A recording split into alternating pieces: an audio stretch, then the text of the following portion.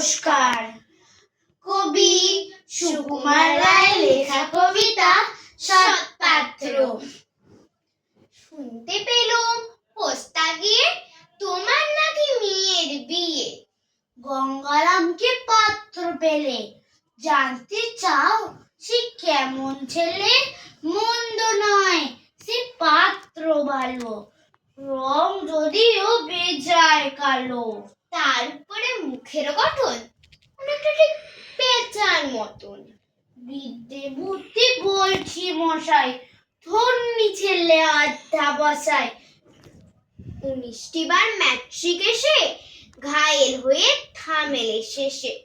বিষয় আশয় গরিব বেজায়, কষ্টে সৃষ্টে দিন চলে যায়। মানুষ তো নয় ভাইগুলো তার, একটা পাগল আর একটা গোয়ার। আরেকটি সে তৈরি ছেলে, জাল করে নোট গেছেন জেলে।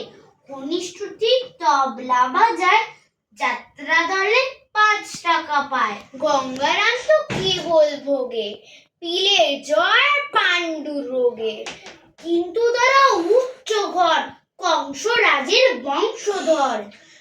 শ্যামলাহিরি বনগ্রামে কি যেন হয় গঙ্গারামের, যাও এবার পাত্র পেলে, এমন কি আর মন্দ ছেলে? নমস্কার।